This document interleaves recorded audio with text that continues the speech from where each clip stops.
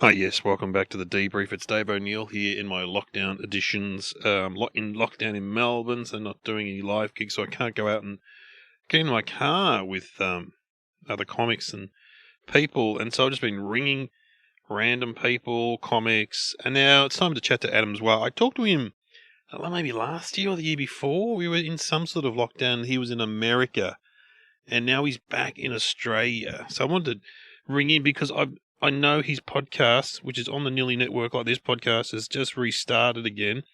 And I heard the great episode he did with my good friend Glenn Robbins. And I was listening to the Mark Humphreys one the other day, which is also a great listen. His 10 Questions with Adam Zwar podcast is back, and it's well recommended. Of course, if you're in Sydney or Melbourne and Canberra, you're probably in lockdown. So, we've got plenty of time. Let's give Zwar a call, see what he's doing.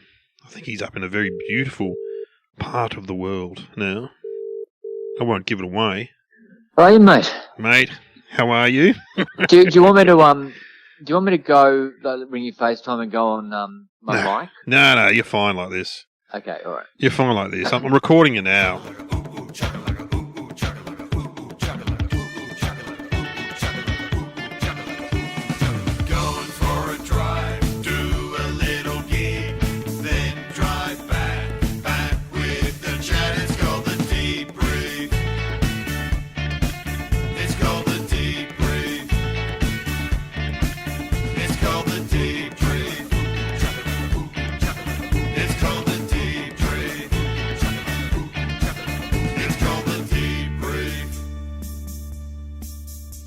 I was saying you brought the podcast back.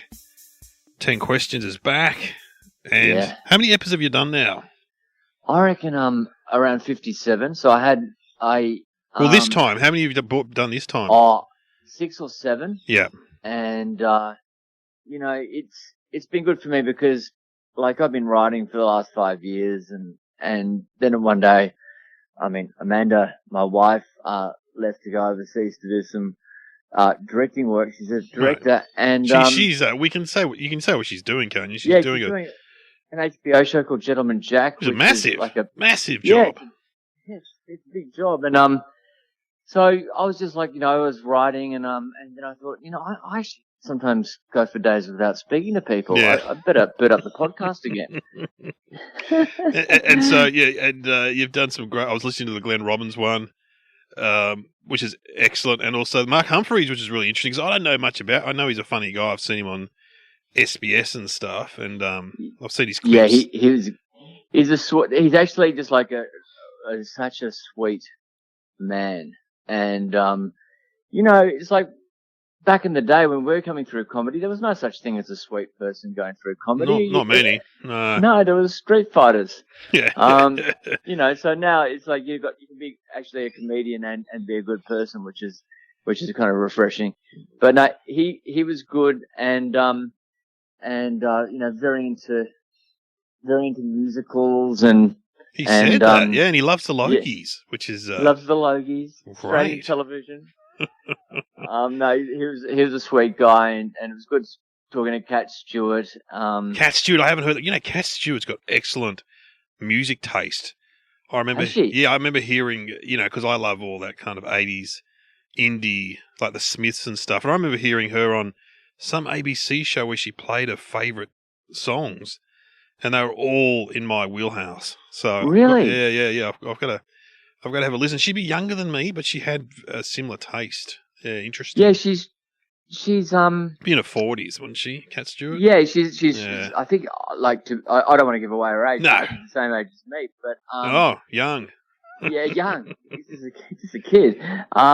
Yeah, she. I've known her for many years before she was famous. She was a publicist. Was she working at Penguin Books, and she used to ring me at the Herald Sun when I was a journo at the Herald Sun and pitch me authors to interview. Yeah, wow. And but she went to school with Portia de Rossi.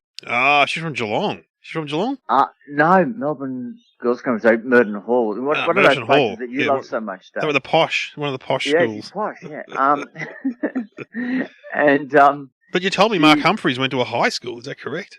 He's See, he's a state school, so see, I like to mix it up, mate. I like him even more now that I've heard Yeah, that. It's like people always say, "Who's your favourite chaser?" I always say Craig Rucastle because he went to Barrel High. yeah, So this is one of my, as you know, it's one of my hobbies, collecting what schools people went to. yeah, And yeah. Adam Zwar, of course, went to Brisbane Grammar along with the members of Powderfinger.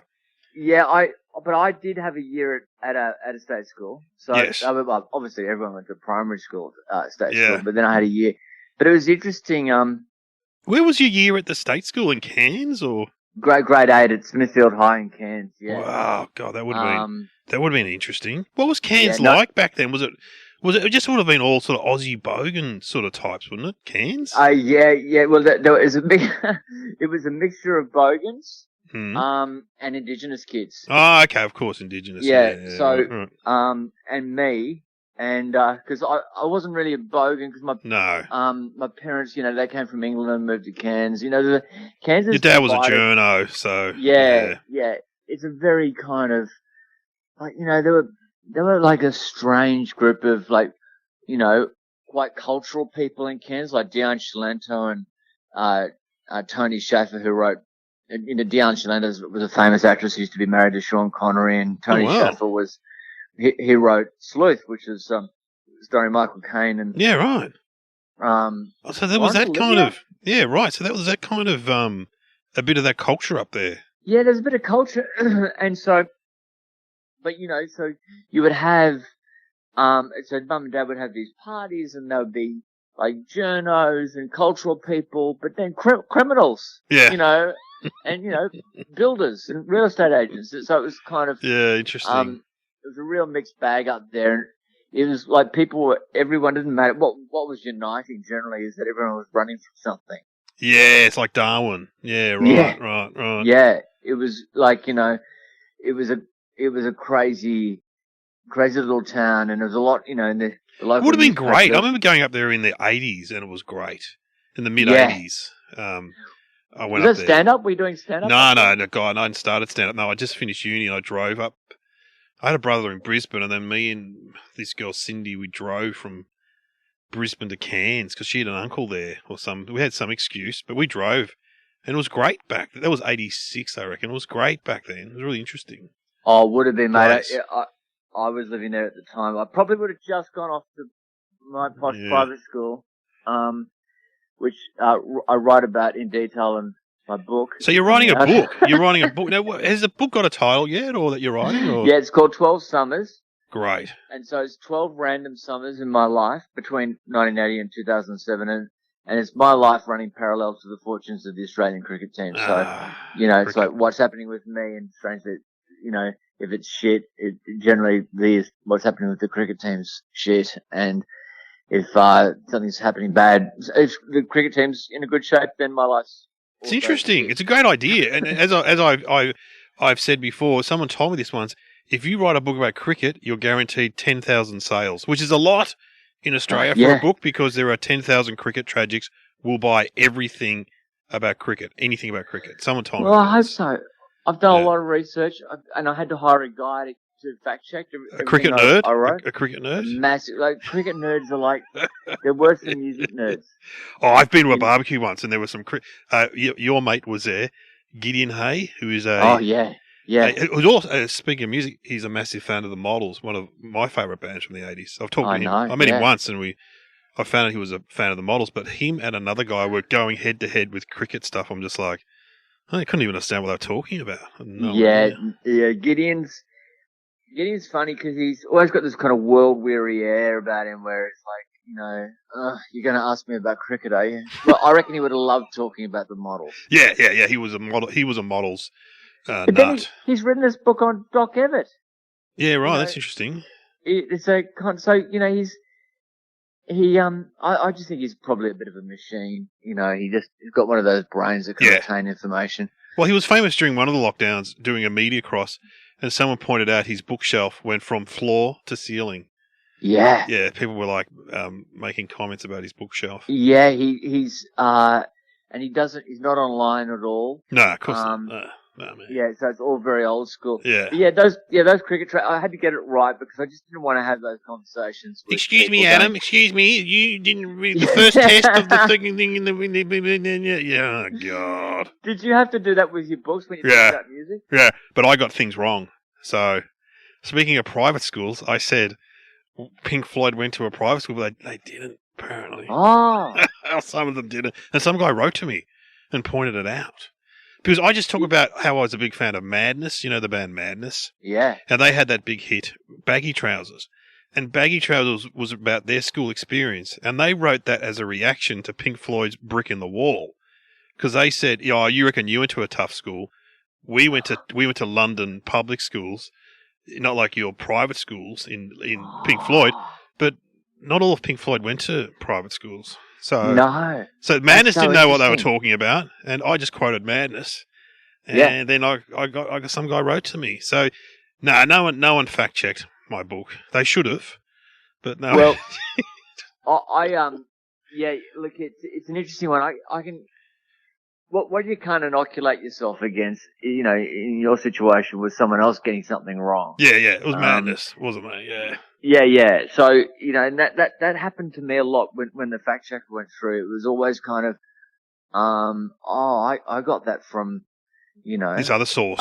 Yeah. Yeah, this cricketer said that, and he goes, no, you know. So there's this great story for, you know, anyone who's interested in cricket. It's like, you know, when you talk about Bradman, you're looking at that old footage, which is often in kind of, it's very grainy, and it's often played at a little bit of a faster rate because of the you know, because of how film stock was. Yeah, it does look fast. You're right. Yeah. So you don't really have an understanding of how good he was, right? So there's this great story where there was a dinner party. This guy invited Bradman over for a dinner party. He also invited Jeff Thompson. Yeah, I remember Tomo. Yeah, he was a good cricketer. He was a good bowler, wasn't he? Even I know that. Fast bowler. Even I know that. Yeah. And there was a cricket pitch in the backyard, a cricket pitch, which was a net, and the kids were playing, and Bradman goes, "I'll have a bat."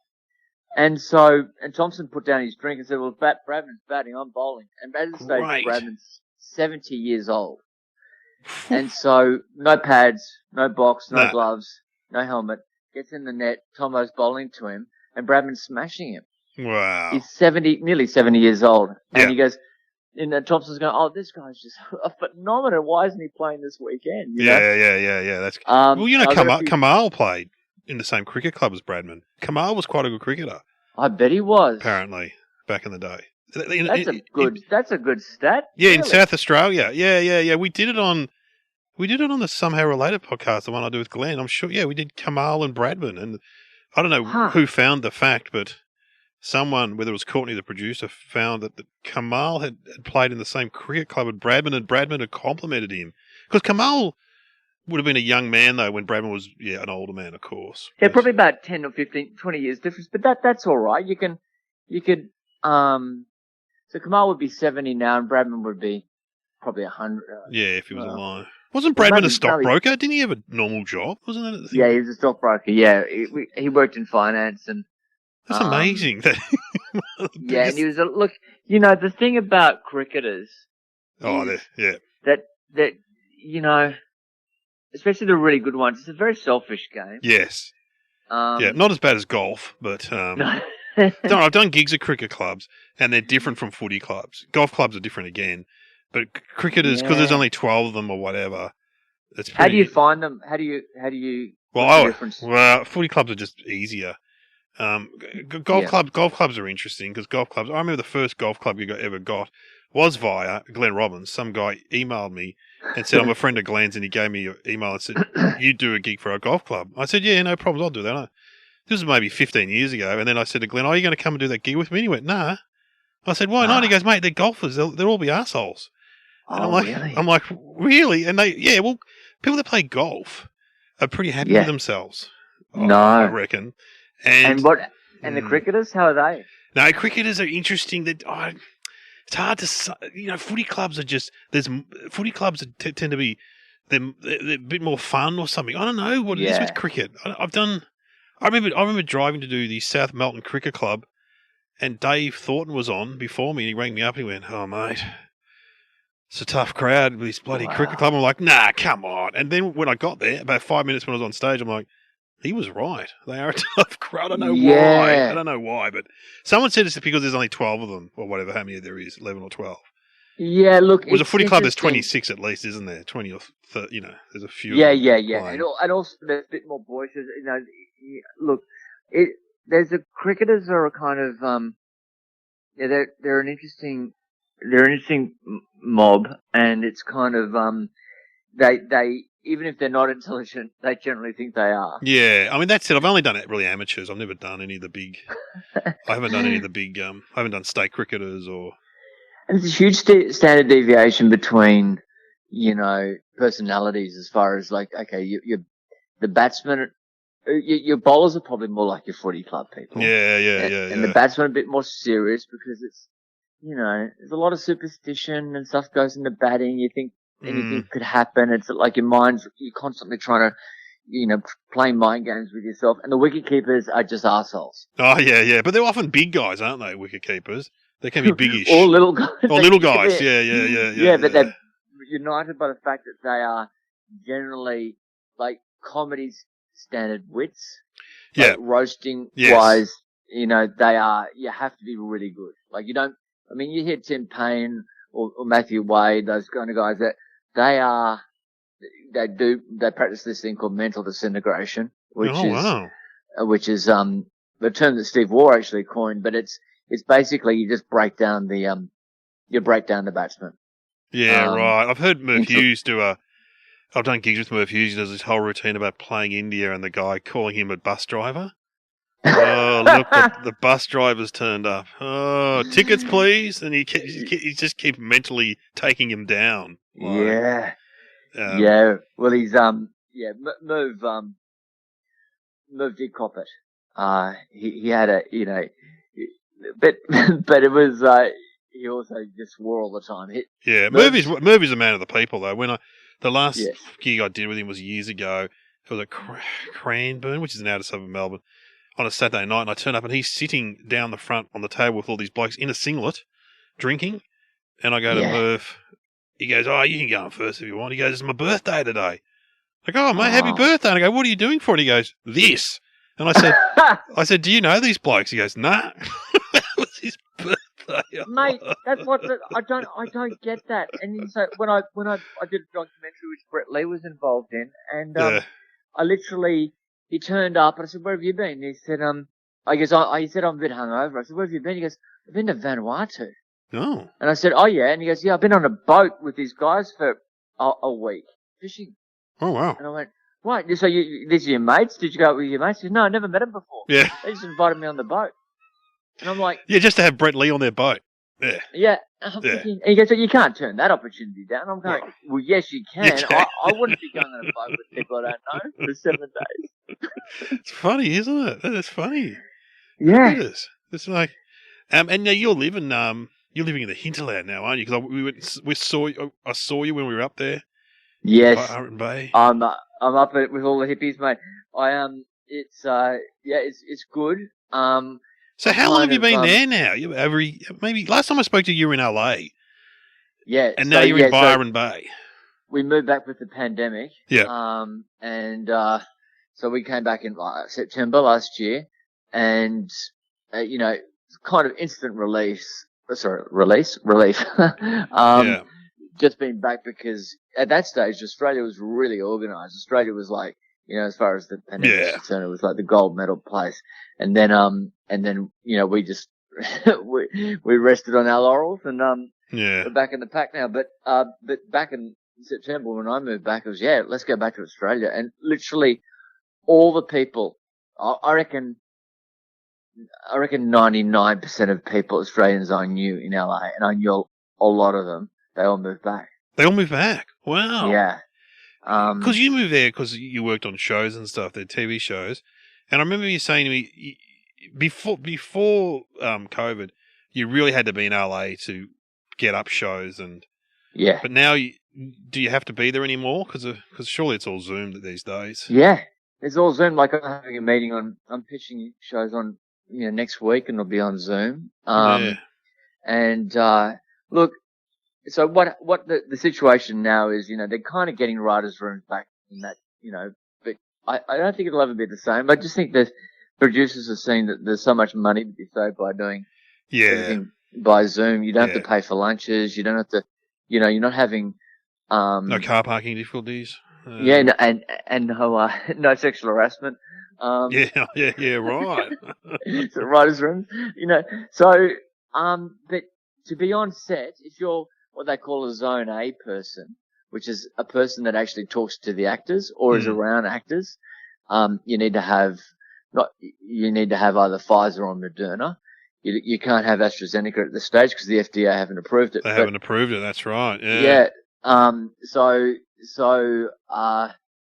they're getting back and filming and everything, but because the reason why they call it Zone A is because actors can't wear masks because they've got to act. Yeah. So yeah, things are kind of getting back in track, but I think writers' rooms, I think that's the one place where everyone's going, you know what, this is more economical, and showrunners are actually getting more done because there's this thing where they can just tune in to what's going on set via their iPad. Yeah, right. Yeah, so they're seeing all the camera angles and everything, and they're also able to work on their scripts at the same time, so there's no travel time. So yeah, it's quite the technology's caught up, and people are working out how to save money. Yes, well, that's good. That's good in a way for Australians. So have you seen Matt Damon around? Is he or the Hemsworths? Yeah, look, I was in that. There's a remember that Mexican restaurant where we went? Yes. Well, that's in a place called Suffolk. Suffolk's like a suburb of Byron Bay. Yeah. Yeah, it is. Yeah, it's just a little bit outside. And so, if you remember that there was a post where Matt Damon did a cross the Today Show in the US. From a pub. That was in the Suffolk pub. Yeah. Yeah. So he's there having a beer, watching with the greyhounds in the background. Fantastic. No, haven't seen any famous people. Occasionally you walk down the street and there's a lot of American accents, and you go, they're, film People have crews. got masks on too, so are they masked up in Byron? It's lockdown at the moment, isn't it, in Byron? Yeah, it's lockdown and everyone's wearing masks. Yeah. But you always hear stories, everyone's seen everyone, he's on Hemsworth watch all the time. Yeah. And sure. apparently he's got a very loud voice. So you hear the voice first. Yeah. I can imagine. That's why I wonder, how's lockdown going in Byron? Because so quote Will Anderson when he was on our Summer Relate, he said, mate, he said that they struggle with wearing shoes as if they're going to wear masks. So, well, I'm just outside Byron. It's called Lennox Head, but it's and everyone's wearing masks. Oh, yeah, that's good. Yeah. So, but that's a different personality type than the people in Byron and Mullumbimby. Yeah. Mullumbimby. That's it's Mullumbimby is like, just forget about it. Yeah. I've stayed at Mullumbimby once. Yeah. Yeah, it's like, what are they going to do? How can they sort their stuff out? I don't know. God. I mean, I'm sure there are a lot of lovely people there, but there's the whole kind of notion is that they're, anti-vaxxers, and they think that, herbs are going to take care of everything. Yeah. Good luck. Good luck, guys. Good luck, anyone at home listening. Well, that's good. You're back in Australia. You're working. Yeah, mate. And you spoke to here today? To here before, yes. And he's in Sydney. So I did a show with him. I did a writer's room with him set in a prison. And gosh. he's a very funny man, so and he knows a lot of people in prison. Right. He didn't mention that. He didn't mention that. That's interesting because you must go into a lot of different writers' rooms. Yes. And those places. I mean, I've been to a writers' room for a while, but they're always fraught with tension and people pushing their wheelbarrows and God. The one that always got me was the guy who couldn't let a joke go. The guy just kept going, what about the cat comes in and does this? Everyone's like, nah. 5 minutes later, what about the cat coming in with that? No, mate, we said no. What about the cat? And I was like, oh, Jesus. Well, that he's obviously a rank amateur because you've got one pitch. Like if you pitch a joke once, yes, and you gets no response, even if you think that it wasn't heard properly, you still got to abandon it. You know? Yeah, right. Well, Santo Chalaro told me once, who's of course in Working Dog, when they used to write movies and stuff, they would let each other have one joke that they really loved in the script that no one else agreed with. They got one joke each. He told me. Oh wow. So, yeah. So I said, well, what was your joke? I'm hoping it's what is it with you, Wogs and Cash? But I don't. He wouldn't tell me. But I'd love to know. Cause, that's interesting. That's fascinating. I was talking to Denise Scott from my podcast today, and we're talking about that because we're talking about Linda Gibson and the late Linda Gibson. Oh yeah, I love Linda Gibson. How good friends, yeah. Denise was with her and everything. Yeah. And that I said that line, "Get your hand off it, Daryl," is such a in the castle. When Linda Gibson delivers it. That's right. Yes. I wonder who wrote that. That was. I wonder. I don't know. A beautiful collision of a funny line, but just delivered in a wonderful way. But yeah, there's a lot of rules in writers' rooms. You're allowed to pitch a joke twice. Yeah, good idea. Good rule. Yeah. You know. What about how the kids we say around the dinner table? No idea is a bad idea, but I reckon some ideas are bad. Oh yeah, and you'll be told if your idea is bad sometimes. Yeah, well, that's fair enough. Yeah. But also, there's 10 more ideas, so don't worry about it. Yeah. You just got to roll with the punches. Yes. But yeah, in America they'll tell you if your idea is bad. In Australia, that because writers aren't treated with the same respect that they're treated in America for some reason. I mean, it's. What about the concept where everyone gets to put in their 10 cents? I've seen this on some Australian shows where when I first started in comedy, it took a lot of. You had to work up to being a person who could pitch ideas and stuff, as in terms of being a writer. But I did work on one show where they would let anyone, like the runner, got to pitch ideas. Yeah, that wouldn't happen in America, would it? Oh. No way. Yeah, no. Not because America's all very hierarchical. Yeah, yeah. The thing about Australia is because they don't give a shit about writers. They go, okay, so Dave, you've had. You were head writer on Full Frontal or Totally Full Frontal, and you've done this and you've done that.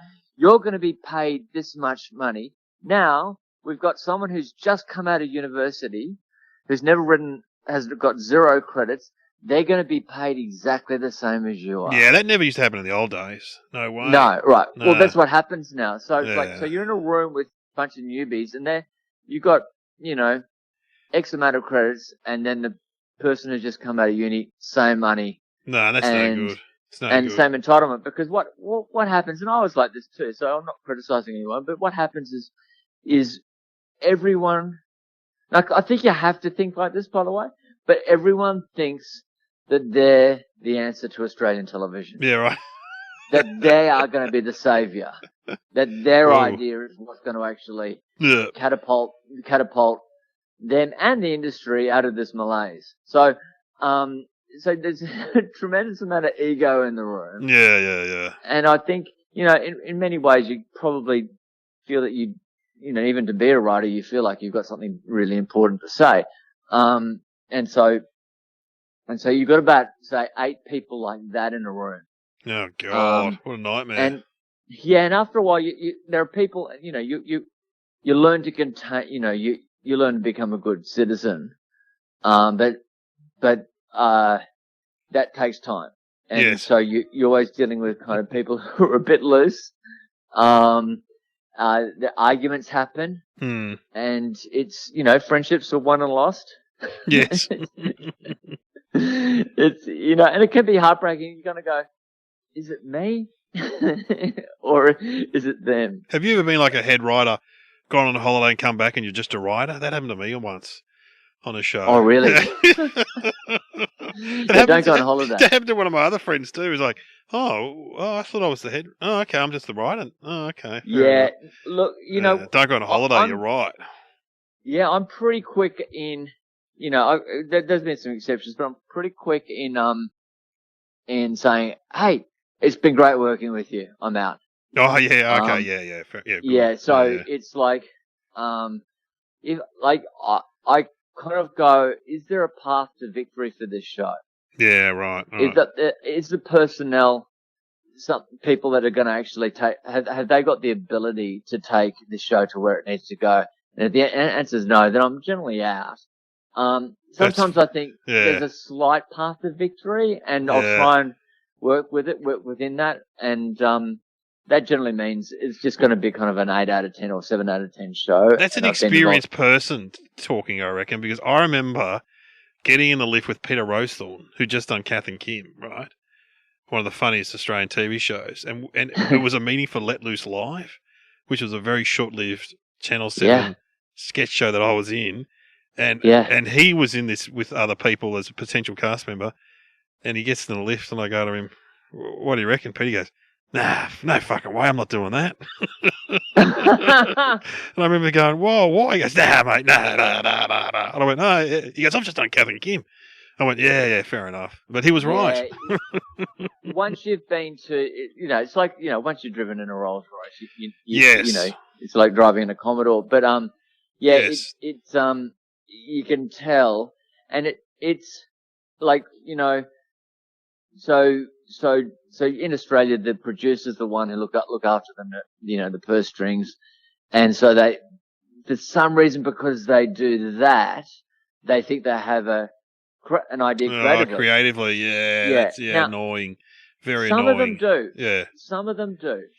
A lot don't. Yeah. And so you get these. I know. It's only the bloke who used to organise the catering is calling the shots on the scripts. You're like, what? Well, essentially, what you've happened? got people who don't know what they're talking about. So, if you're a plumber, okay, you're doing your apprenticeship, so first 2 or 3 years you're told what to do. But after that, you kind of know how to do things. Yeah, you've seen most incidents. You can deal with most things in the plumbing world. Yeah.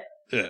So, like, for instance, we both like The White Lotus, right? Yeah. TV show. That's on at the moment. Very funny. That couldn't be made in Australia because there'd just be too many people just getting in the way of that purity of voice. Now, I'm not saying that sometimes people getting in the way and helping something through, especially if the product's mediocre in the first instance, maybe that's a good thing, right? Yeah. But what ends up happening is with the gatekeepers, you're going to get a show, like say you have a really good creative team, well, the gatekeepers are going to push that down so it's average. Yeah, and right. say you've got a really ordinary creative team, well, the gatekeepers are going to bring it up so it's average. Yeah, right. And everything ends up being average. Yeah, it's really interesting. So, you get, but then you get things that catch fire and everyone likes, and that's a miracle Fisk, when that happens. Look at Fisk, where Kitty Flanagan, but she had to fight for control of that show. Absolutely. Well, that comes with someone who's got. She's tough though. She would stand up to them and say, "Nah." Yeah, she's got all that kind of history of stand up and and TV. Yeah, and she's like, and TV, and she's like, well, screw you. I'll go back to just earning X amount of hundreds of thousands of dollars a year doing stand up.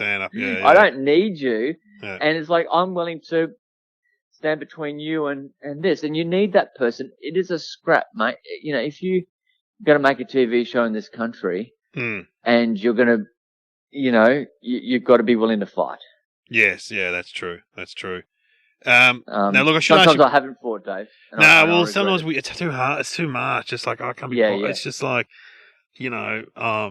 and it's tough. It's tough. It's tough, Adam. Yeah, you lose friends. It's and you got to be prepared for that. It's like it's true.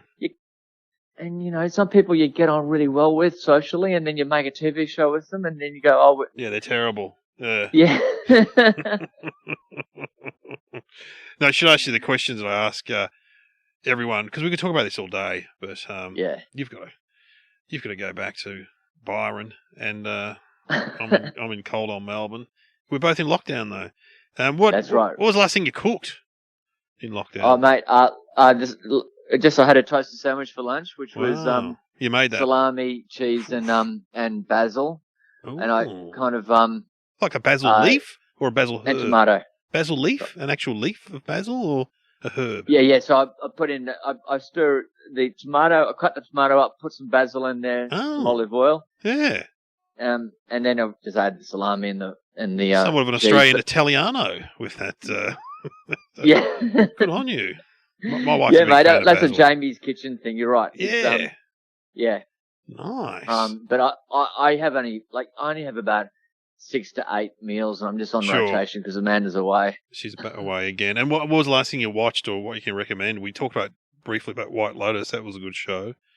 Yeah, I just bloody love that. What else have I seen? I saw The Story of Late Night, which hasn't come to Australia yet. I've just someone sent me that'd the be links. good. So is that like a dramatization or no? a it's a documentary, oh, 6-part documentary, which is like the early days of late night TV, and then that's episode 1, and then it goes to Carson, and then Carson and Joan Rivers, and then goes through to Letterman and Leno and that whole drama. Yeah. Conan? And then goes on to Conan and Jon Stewart and Trevor Noah. So and obviously Colbert and and does it mention what's his name? Oh, who was the black guy? Trevor Noah? No, sorry, no. In the he had a short-lived Tonight Show in America. Arsenio Hall. Yeah. He's featured heavily in it. Yeah, because that was a big phenomenon. I remember that when that happened. Yeah, like President Clinton came on and played the sax. No, mate, I found it really fascinating. So I was into that. I'm into the Hemingway documentary too. I've seen a bit of that on SBS. Yes. Yeah, it's really. We watched the whole hour of that just by accident. I was flicking around and Kieran's like, "Hey, that's the voice of the guy who does that country music documentary." I said, "Oh, yes. yeah," and then it's like, Hemingway left his wife and then was in Cuba and it's just like, man, he sounds like an asshole. This guy. yeah. I saw the whole. And obviously, he met an 18-year-old girl, ended up marrying her, and then brought her back to Cuba, and it's like, oh God, Jesus, yeah, mate, he's he lived a life. Yeah, Jeff Daniels plays Hemingway. And his son hates him. His son, they talk about how his son wrote that letter to him and stuff. Did you see that? Yeah. That's full on. Yeah, man. Like, I went to his house in Key West. Oh, wow. Where all the cats are. Yes. Like, they're all kind of... I've seen it. All the cats there are kind of... they're all related to the old They're all related to the original cats that he had. Yeah, and also, and just my other show is Hacks. I've seen Hacks. Yeah, Hacks is good. Yeah. Hacks is very good. Very funny, very funny. And just some of the side actors are good too. Really good. Yeah. So the guy who plays the manager, he's one of the creators. Yeah, he's good. He's very, but his assistant is very funny. Yes. The girl who just she's funny. Who's classic? She's supposed to be a classic millennial, I suppose. Just I bet you she's got a bigger role in season 2. Oh, I reckon she was very funny. And now they're doing season 2 of White Lotus, by the way. Are they? Which is exciting. But they can't have the Aussie guy because he got stabbed, didn't he? Yeah. He was great. Wasn't he amazing? What's his name, that actor? Do you know that? Oh, God, I can't remember. He was good. He was very good. Yeah. So he was in Sex and the City back in the day. Yeah, he's a journeyman Australian actor. He was in Home and Away. I looked him up. He was in Home and Away. Yeah. He's very good. Loved him. Worth watching. And so this could be hard for you, Adam. What was the last bit of human contact you had? The last human contact? Yeah, who did you last see or in the flesh? Who'd you last see or speak to? Or I think the guy at the bakery. Fantastic. He's the expert on Afghanistan and he's the expert on COVID. Oh, has he got good views or is he? No. Oh, look, he just knows everything. That dude. Has he got good views? Like, I think he's all right. He's so he's all not right, a conspiracy theorist when it comes. No, he's not. But it was good. One of those things where I go, "Fuck, you know a fair bit about COVID," and then 2 weeks later, I go down there and I go, "Geez, you know about Afghanistan too? Wow, you know everything." And is it a good bakery or? Yeah. Oh, look, the Lamingtons are really good. Don't go near the vanilla slices. Right. And the pies are pretty good. They've got a good range of pies, but you need to get in early if you want a traveller. They go quick. The bakery in Byron Bay, just the main one in the sort of the side street there, is a cracker. The one that's open 24 hours. They do a great wagon wheel. And oh, really? Yeah, I love a wagon wheel. And you don't get homemade wagon wheels in Melbourne much. They're more a Queensland, sort of New South Wales thing. And their homemade wagon wheels are cracker, if you love. No, but 24 hours? I didn't know that. Yeah, it's open all the time, that bakery in Byron Bay. It's just that little, it's the one off the main street there. Yeah. It's a good one. It's classic Aussie Bogan bakery. Yeah, no, I've heard of it. And there's, because I take that stuff pretty seriously. Because when I was a kid, there's a place in Port Douglas called Mocca's Pies, which... Yeah, they're famous. Yeah. Yeah, that were famous. Yeah. You've talked about that before. Yeah. Oh, did I? Yeah. And the pie there is because you just go, okay, a plain meat pie, yeah, sure, and then you get an apple pie. It's the same shaped pie. Yes. Funny. Oh, I love a good pie. But I read an article in the paper yesterday. Things that dietitians never eat. There was soft drink, which I love, and pies. Yep. They never eat pies. Really? Yeah, pies are bad because of the pastry. They reckon. Still, I have one occasionally. I love them, but anyway. Well, look, just per your Junkies podcast, like I've been I did a search the other day on calories because I'm a big biscuit eater. Yeah, biscuits are good. Yeah. But I thought McVitie's, the milk chocolate McVitie's were healthy, and I thought they'd be a low calorie, but no, they're as many calories as a mint slice. Yeah, they're good. They're great, those McVitie's. Yeah, they're great. Mint slice is also very good too. Yeah, very good. But the Scotch finger, it's pretty much, they said that the chocolate coated Scotch fingers, which I also eat a lot of, they are just like a nightmare as far as calories are concerned. Wow, so you're a biscuit eater. That's interesting. Yeah, I love a biscuit. I love a homemade biscuit. I love. Oh, me too, mate. It's like everyone, like Amanda said the other day. Oh, you don't have any you've never had any addictions, have you? And I go, no. But then I realise biscuits and chocolate. Yeah, biscuits. What chocolate's your favourite chocolate sort of thing? What would be your go? Oh, look, I reckon the honey nougats are my favourite. Oh, yes. The health lollies. Yes. My wife reminds me when I met her, I used to eat them and tell her they were a health bar. They're not a health bar. Them and the coconut log is the other one. Yeah, I love the Europe coconut the summer roll. The summer roll, that's right, the summer roll. Yeah. And the not often mentioned Jupiter bar, which is in that same line, but it's discontinued. Yeah. The Jupiter, which is like a caramel kind of thing. Yes.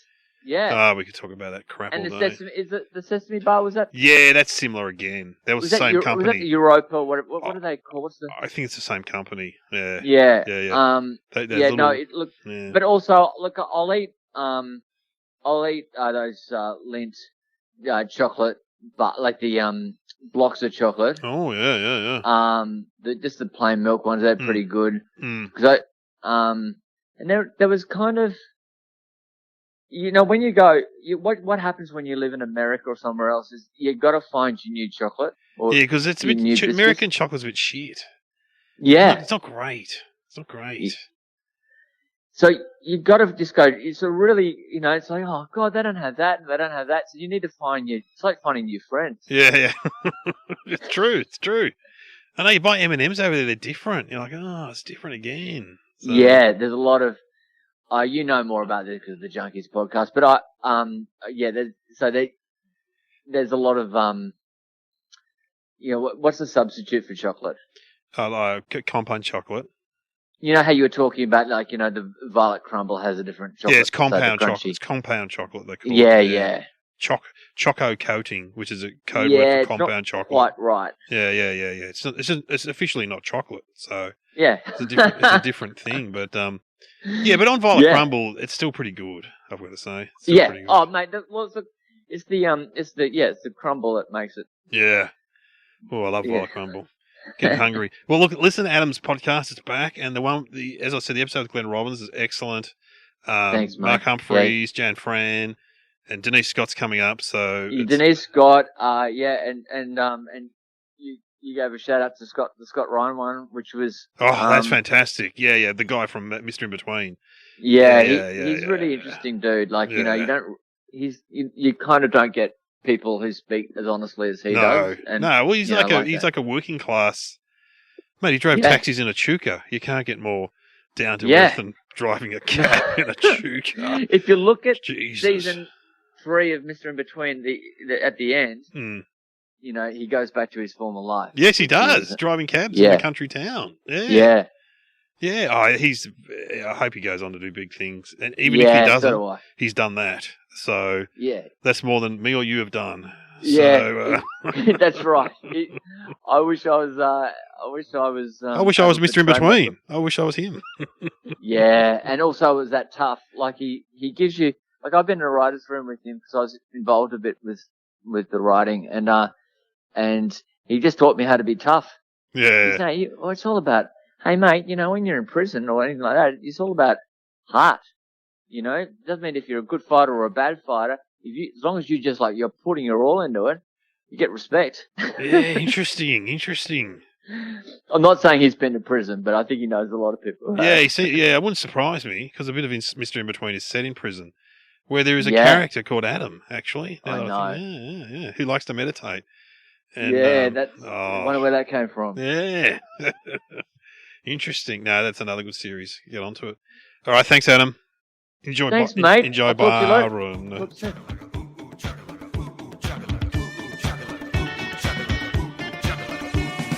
Going for a drive, do a little gig, then drive back with the chat. It's called the Debrief. It's called the Debrief. It's called the Debrief.